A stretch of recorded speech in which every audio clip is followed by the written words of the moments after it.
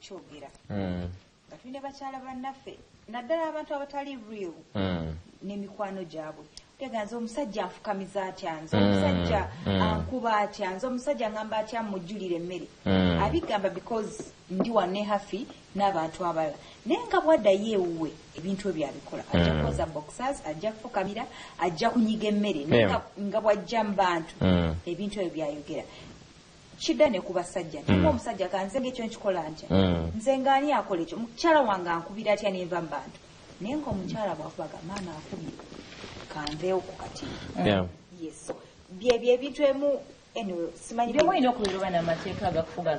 virtue of a man is measured, the virtue of a man is measured on whether they respect their woman. Teri musajja ne woba ng'olina sente zenkana wa ng'olina ki nga tolina mukyala tebagenda kuwa kitiibwa. Behind every successful man there's a woman, and behind every face value of a man they need to attach it to a woman. Kyova olaba Katonda yakwata Adam n'amuwa Eva okitegeera. So omusajja w'obanga tewejjeemu kali n'omanya nti kati ono mukyala nyina muyisa. But listen, for you to be a king you need to have a queen. You need to have a queen and subjects, otherwise you're king to who? You're a king to who? Okitegeera. The problem is that you want to be a king but to no one. Okitegeera. Ate kyenjagala twige, let me speak to the young generation, because believe it or not tuli mu generation Z. Omwana yazaalibwa mu 2000 omanye emyaka gy'alina gwe bagenda owa sencha. They are 21 years right now. Ebintu byakyuka kati. This generation that has come up, governments zonna in Africa, world over, badde basomesa mmwe abakyala. When you look at the number of graduates between okuva mu university, bawala be basinga. Mu mirimu gye tulimu bawala ku sheeno kuliko abawala babiri ndiko omusajja omu. In the population abawala basinga abasajja obungi okitegeera. They have been empowered. That's number one. Tukikkiriza abasajja omutakikkiriza mujja sigalaawo. Abawala kati bawasa abasajja. When you have sense you cannot stay on market. Bakututte dda okitegeera. And you also have competition. Abasajja bagala basajja bannaabwe. The number is high. So if omukazi waba afunye omusajja nga amulaba mukyayagala agenda musigaza. And when you balenda kwogera ekigambo ekizito, I don't know how, when you fuck up as a man, they don't even think about it. They don't have time. They don't think twice. Okitegeera. So ebintu bino tubiyige, and emirembe gy'okusajjalaata gyavaawo. Patience is okay. You wait. One time not take us and all that. Women have been patient. Never patient. Some of us you waste a lot of time. True. Wasting a lot of time to mwezimbi nako. Exactly. Patience. Some of us magero letter obulwadde ng'azungu oli awo kanida jja kyusa. Akyusa go amukuza. Kati abakazi balina chances gye beebalira ono kasuwaleyo omulundi ogwo tambule enve wano. First of all mwetunuulire muti we muli. Nga nawe kennyini half of the house ogattako. Nukaneka kati bwentayira haafu okitegeera. Awaliwo ekintu producer wange ku sumula kyatera okozesa kwefu n'agamba kakati abakyala because bino ebyokwenyiza mu relationship bibeera one all that. Naye let someone have a reason nti lwaki hafi mukuuma. Omusajja bw'atunulira amaka ge yazimba towamuposhinga nako nti tuzimbe kuleeta faali wamusangamu bw'atunulira ennyumba bw'atunya wonna progress gy'aliko toyinza amazima ga Katonda alabira ddala ne wagamba fuluma ogende. Kakubuza ekibuzo kimu. Maama wo okeera ng'akunyiizizza omukyalo. Muyinza okwenyigira n'emyaka ng'ebiri nga tomukubira simu nga ne bajja bagamba ono tankubira okitegeera naye asigala maama wo. Do you know why? Yakuleeta mu nsi eno. You have that bond. Wemba nga nze mbadde nekeeza ne twezimba obulamu n'abukyusa. In a sense that waatali siri ne bwakeera nanyiza atya nyinza n'omuyisaamu oluyi. I wouldn't do it, but I wouldn't. Me I don't. omanyi ntera nnyo wandika ne ngamba ma 21st century man, but people do not understand what that means. Naye abamu ayinza okunyiza n'omuyisaamu oli, but the value she's bringing to your life is a very huge. Ezitowa bwet in the sense that wabanga taliiwo. So abaana b'obuwala kyensobola bagamba learn to add value not only to yourself, because wobanga oyina value gwe nga gwe keeza omusajja agenda okujja okukukwana bannange yatandika atya akubuulira kiki kyotamanyi omwaka guno ogujja basooke bajjeko muganda wange okitegeera like I know kujjanga yeah babeera n'omusajja ebbanga ddene ne bazaala n'abaana ne bafuna ebintu bingi but omuwala talina naye kyeyakola just yakuba kasasiro w'omusajja n'agamba oba let me give him a break maybe alabe nti wesiri byankoze bingi wesiri oba ki omusajja didn't even look back alinga buli yali anoonya onange yes and all that nti amtreating nze bubi nnyo ekisembayo buli kamuke yamuwa yakamuggyako naye nga bakola bonna which is okay bibaawo do not think that your life is going to evolve around someone yensobi gye tukola newe mbeera naawe nga twezimba I also have to build myself buno obulamu I normally use this on radio wokeera nga tokyasobola kussa mukka guno ne tukuteeka mu kasiketi eyo ogibeera mu bwavu. Let me put it for you this way. When you are making love to each other mu kisenge n'akutuusa the feeling is for you alone. So manya nti everything mu bulamu bw'ensi eno starts with you. You cannot love somebody if you don't love you. Soka weeyagali. Awo mwerimba. Abamu kumwe you pretend to love someone when you're not happy. That's why your relationships end. Ogambe bannange n'osanyusa oli ye n'asanyuka nno naye nga ggwe toli musanyufu. Okitegeera? You have to be happy. You have to love yourself first. Because when you love yourself, there's some... waliwo kasasiro gwotagenda kukkiriza. There are boundaries. Omanya nze bannange nze wano kaweddemu. It doesn't matter how many people you're going to love. You'll find the right one. If you do not find the right one, love yourself. Waliwo abantu nga babivaako. Nabo beekyawakyawada. Henry nga tuzze wali abali ku Facebook tweyanza nnyo tweyanze gebwe bali obubaka Henry bakwebaziza okujja ku show mwebale kulya lusaniya kubalira ddala kati kuno mwaka ogujja munatuwaayo ofa y'olusaniya. Oh yeah, we were supposed to abasukali definitely. Sundays are always massive, yeah. So musobola okusalangako. We are planning to have a festival nekalenga wobimanyi Lusaniya festival nga bwe twagikola omwaka guli. By the way, njagala kwebaza abantu bonna abajja the other previous year. Emmere yaggwawo in like 10 minutes and the place was full. Yeah. Tubeera ku Palo of Africa Hotel. Omuntu ali oba oyina kadate oyagala kunywa mu kacayi oyagala kulya mu kyemisana osobola okujja ku Palo of Africa Hotel. Oba oyagala kusula ebisulo bya mulembe ennyo nnyo ddala ebisenge weebiri bayina. Bw'oba oyagala kikyo wekka weekiri bw'oba oyina n'abaana bayina ebisenge by'enjawulo bayina swimming pools. bw'oba oyina omukolo ogw'enjawulo wejja siteekamu kigambo ka sukaali ate biri waggulu bina sound proof. Okitegeera? By the way, guys, learn to do the things once in a while.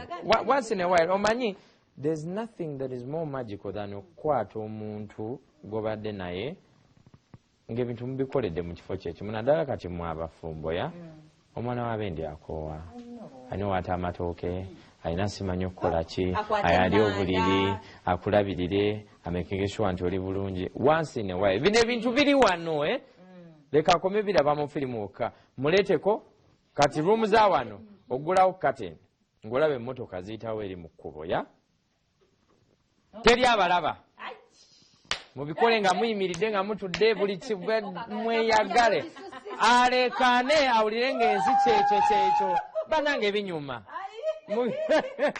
mubigezeeko ebintu ebyo birungi birungi ne mbanga mwenyigidde nga yakuvumye nti ofaanana ki mumanyi okwevuma ne muvuma n'abeewaabwe nga bannange oba nali ntunula wanatomera naye n'omuleeta n'oggulawo kateni ng'atunuulira gundi nakasero wansi bw'ati ng'omanyi okugira ng'olabe mu State House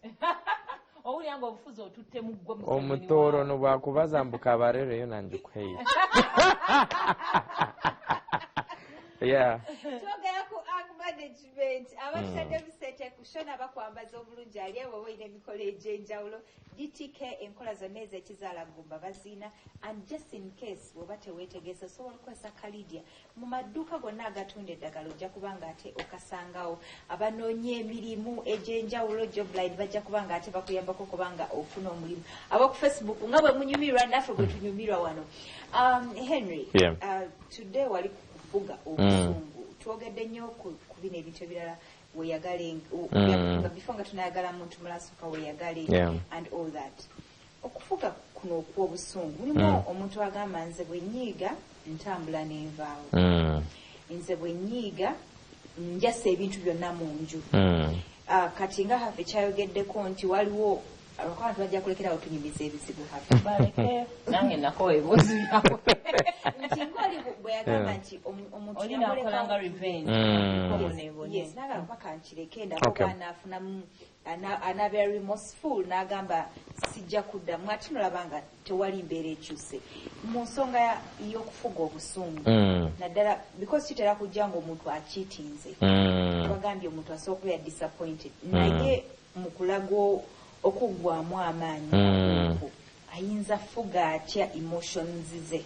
oba bweyagala waliwo ebintu byotakola kati onyigire ki wali onyigiddeko omuntu nga yetakunyigidde nowulya ng'ogunugu gulyawo nenga yaseka atambula ali bibye kati I used to have a problem before nga nakatandika okugwa mu mukwano bino ebintu ebyaddala ebya serious because nze wenjagala nno so ng'omuntu muyinza okwenyiiza nga gwe teweebaka ng'obudde obulaabwo oti nga bukya ng'olowooza ebirowoozo bikusumbwa kyokka nga ye yeebase ng'okedde amaaso gazimbye ye tabiri nako ali fresh okitegeera paka ddi learn to know that bino ebintu byakaseera bijja ne bigenda ya ate kyenjagala tuyige omuntu muno aba takwagala nga munyiivu aba takwagala.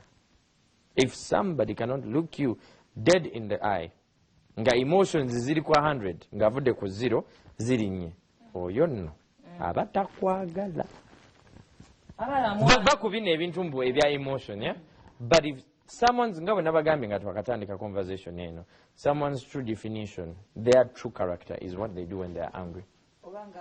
Oyinza obanga nga basanyufu? Either olinga musanyufu obanga munyiivu olaba but mostly nga munyiivu eyo ye true character ye omuntu akwata akantu kano n'akakuba ku mutwe aba musi kati waliwo hafi yayinako omuntu oli gwe tumanyi yali oyo seyali nga yayitanyigangako yanyiga omulundi gumu n'akuba omulanga n'akaaba nga musanyufu afi n'agamba kambe ku muntu ono kiba kimususeeko waliwo abantu taba baby it's a way of era bwe bamukyayiraawo wakyawa yakaba omulundi gumu oba yali akikola over and over kati oba mwagala ki nammwe kati akaba nakkuba ogenda nani kati omuntu oyo there's a way of expressing emotions. Everyone has a different way engeri gye balagamu obusungu bwabwe waliwo ono n'abagenda mu ssabo n'asooka akulungamu awo katini n'asooka akujabala abamu ayinza ogenda n'ayenda olw'obusungu abamu ayinza ogenda n'akola olugambo ennaku zino bagenda twagirwa status I cannot n'ateeka n'agenda motivational speech bonna n'abugjayo n'abute it doesn't matter. Look, we have okitegeera zisabula. Now listen, if you want to tell me something, do not put it on your status. Omuntu kimugambe tubere bantu bakulu. Understand that essaawa yonna nsobola okukunyiiza. Then learn to calm down. Omanye ebiseera ebisinga we need to package our communication. Oyinza okuba nga nkunyiiziza oba ng'onyiiziza. At that time emotions. Me when I'm pissed off I don't speak. Because nyinza okwogera ekintu kye ngenda okwejjusa, I allow myself to breathe, and it's something I tell my better half also all the time. Mugamba nkimanyi onyiiga. You are a CEO, you are a boss, okozesa abakozi benkana we bati oyina okitegeera. Breathe in and breathe out. Analyze the situation. Now that's what I call being mature in the situation.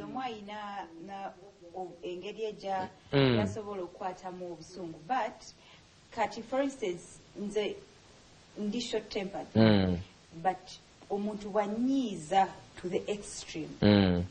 First of all, saga kunkayanya, that's one. Number two, kati sobubira woti anga tokaya. No, like twins of batu bade tuyomba. Hebi kusanze kusenge n'omukozi. Okitegeera nvudde ku example gy'okozesa keeza nenne. Nedda eyo ekyo kirala. Kyengezako gamba nti nsobola okunyiiga ne kugamba nakusanze okola kino n'ogezaako okunkayanya. Okay, kyengezako gamba nti nze bwe nyiiga ennyo I walk away.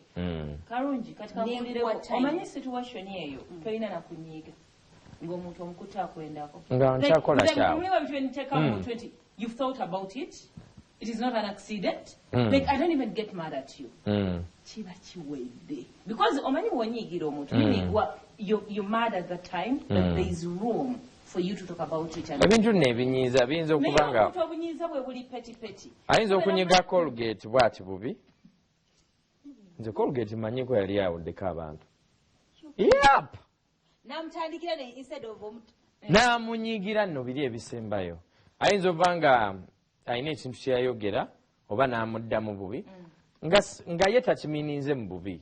Waliwo abantu ng'ekikula kyabwe kya ntondo nga ye buli kamu kamunyiiza. Oba ekitegeera oba ayinza okukugamba nsanga wano ku ssaawa oba ssaawa 8 ng'obadde weekolako. Okitegeera obutunyiiza buba bungi.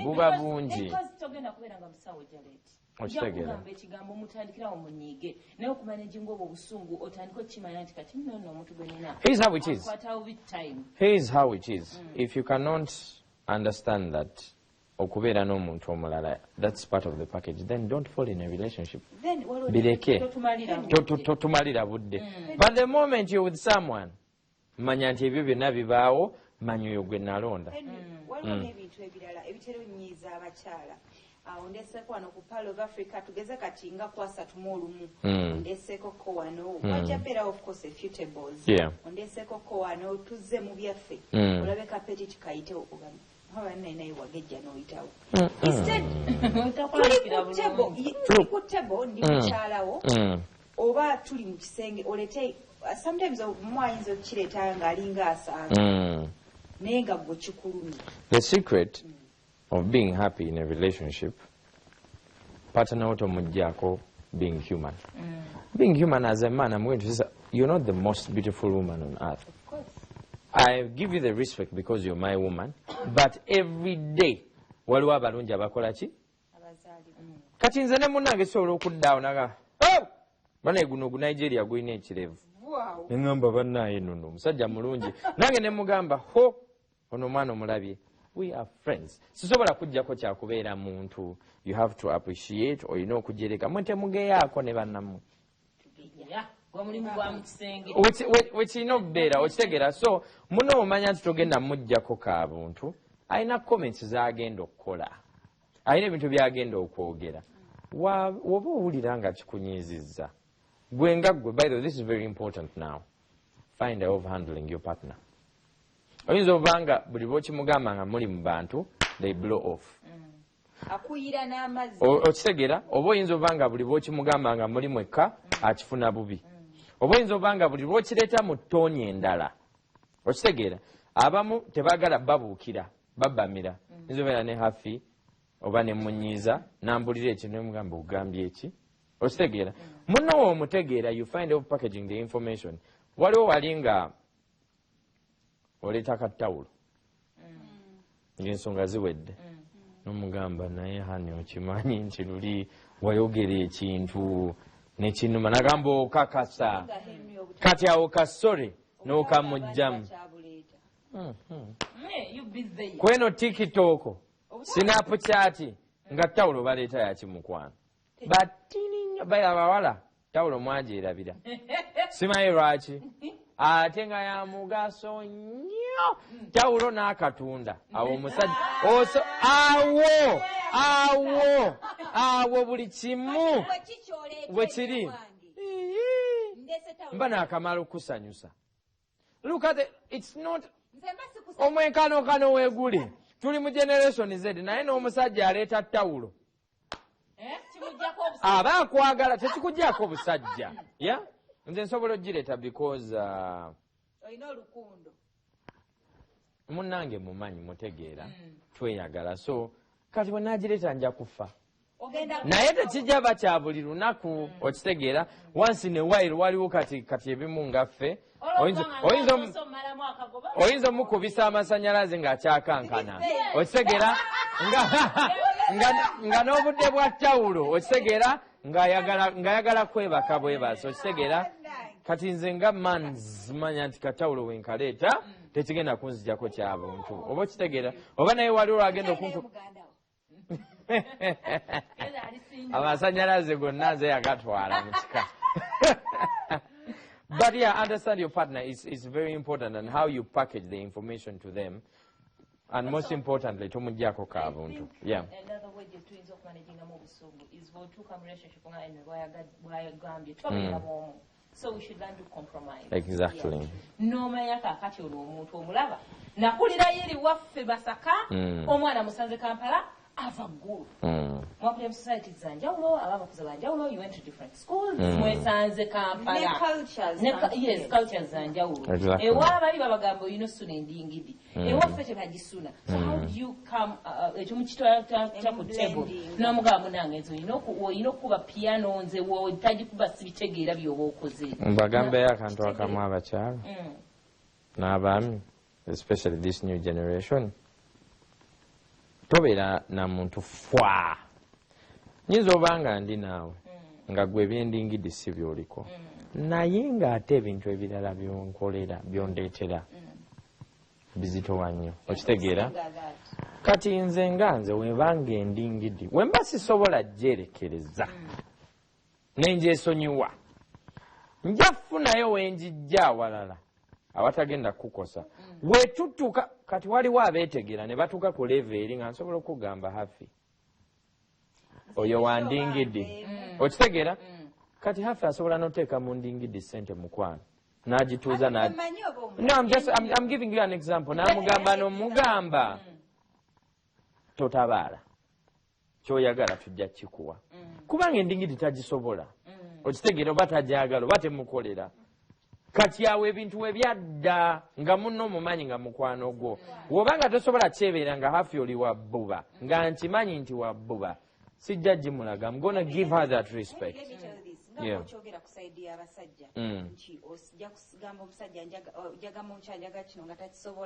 Then probably omukyala akunoonyeza just in case nawe ebintu ebimu tobisobola so kugamba kanfuneyo bwetubanga tutuuse waliwo levo gye tuba tutuuseeko waliwo levo gye muba mutuuseeko ng'obwo obuntu butini nnyo naye tegenda va mu gguleegwe eva mu kwetegeera nga tulina part of Africa babiri okitegeera tulina business babiri okitegeera nga bwe twefuna kati nyinza ng'ono ye nga kiriba kiti Keza oyinza obanga ovudde mu wine oba ovudde ku ddwaliro nga ne bwe nkwata ku nywanto tulina kyowulira okitegeera ogenda teekawo buteesi obuzoma abannange kiggwadde nkooye mukwano olowooza ku client w'enkya okitegeera you're doing it for me naye tekikyalinga luli okitegeera ekyo nja kitegeera ngende ewa simanyi ka Gloria I'm not saying I do it but this is what men do because wine erina osigala ng'etambula olina osigala ng'ogenda ku ddwaliro ebyewaka bitambule ka Gloria dakiika 2-3 nsanyuke, a sexually starved man, a sexually starved woman, if you're not sexually happy in a relationship, it's like a time bomb. And a time boom. Wow. Ebyaddala. Abantu mbalaba bali stressed, banyiga buli ssaawa kiki naye nga the bedroom is not okay. Best examples could be okay. Encouraging ways and all that. Never mukimanyi obwenzi bukola mawulire mu generation yaffe. Of course. Our grandparents ngazaala mu neighbor ate nga mukyala wa granddad yamugamba olaba otyawo kozi ayagala omusajja asanyuke.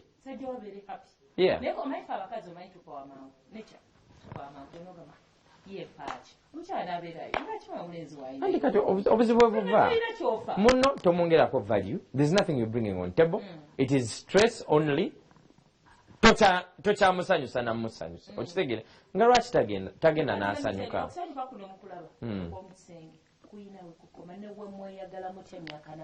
All this you do because sex walia atuka n'abawana kati bino byemukola abaana bemuzadde business okwezimba ku mwezimbyemu kwonna osigala nga bakukuuma Henry ne Prima nti bakyali awo kati ono sex yajja atuuka time n'abeera nga kati mwino asobola n'okuleeterayo muno kino ky'obadde ogamba. Exactly. You be happy mubeerewo mu maka gammwe nga temwawuka. Ate n'abasajja abamu wabeera ng'azungazunga abamu abazunga aba anoonya ggwe bye wakola okusooka kati tokyabikola nga kyanoonya because bye byamukolera. Ate kati oba okyasobola ozikuba ye nkikugamba ntya ng'ova kunvuma ebinnyo nkikugamba ntya.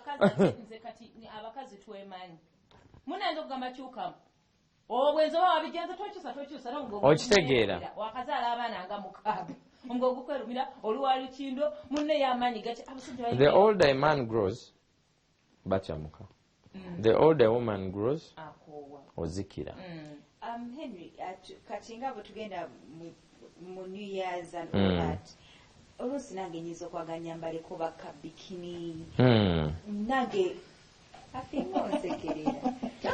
ng'okeesala naye tuba tuli neetegeka ndi mu kisengera kwambala n'okola hafikaako kati olaga wadda okutuswaza okuswaza anti kati awo oba tewafuna munno akutegeera munno akutegeera agenda kulondera akabulaaka tekanyumye tekako aka white kyegezaako okugamba era nga tuli mu ngeri y'okukuuma obusungu because abantu bava wano nga bagenze oba Dubai okujja n'okupalirwa nga baze mu ngeri ya mukwano ne bavaawo nga bawukanye oba nga bafunye obusungu oba n'ennaku ze badde ba bookings ne batazimalaako just because omuntu yamugambye kati oba otonda owalira ki nfuna kyetugezaako okugera ki funako eŋŋamba ennungi okay bw'oba oŋŋambye bubi n'abantu abatali bakwano baabwe bw'oba oŋŋambye bubi nti naye tonyumye ebiki omanyi mwe wofuluma ennyumba omusajja n'akugamba lwa bbuba then wali lwagamba nga nawe kituufu olaba tekijja ng'olaba tekijja naye nze nkumye ntya obusungu obutabuubuuka nakulaga bantu be tulimu nti nnyiize naddala kati tugeze nga ku swimming pool muli ku biiki oyimiridde mukazi watoozinemu olwokuba waliwo obwana wali obuto bwesaza bikiraga neetuula wansi nze bye byakota abantu omukazi omukulu wena wezinyazinye andi kati obuzibu obuliwo nanti mwafuna nnyo ab'e Masaka si mbubi wobanga listen wobanga goyina simanyi we Masaka oba weeri ng'okitegedde nti ewange guma kozimanyi okugamba ajja gukubawo so kati terera mu layini simanyi na lwaki oba ova mu layini kubanga munno omutegedde ye bw'atyo olina bye wagumira ebirala kipajero bitama yakiteeka wali ennyumba eri wali iPhone X gyoyagala eri wali guma mukwano guma woba oyagala okukambala kagundi fiirwako mu kyalo weeweemu ka weekend ogende kubanga naye ali eri mu mataka tajja kulowoozaako osegera kubanga oyo tolina kyomugamba mukwano gwange wetwakula ffenna abaana baffe era ongamba nsimyeka bikiri nga nange nkugamba ennugu yekuluma obujja we bukuluma lekandageko ku baana b'abantu abalala ng'olina omuntu oli amusobola okukola ng'omuntu ali it is okay. Kati wotabikolera nze oba oyagala bikolera ani nze owanga ngamba bale ukimanyi nti nemugamba olimba nemugamba ho oba twalidde ki your relation we bino banange banamwe ebintu ebyo binyuma kati wotafuuyira muno jafuuyira ogenda wa mu lukiiko ku masengere onfuuyira n'omubikka n'edduve muli olusanja tugenda tuko Henry abeera kugala Monday paka Friday musule bulungi mweyagale most importantly mpaka okufuwa nadde sikima kyekitegeeza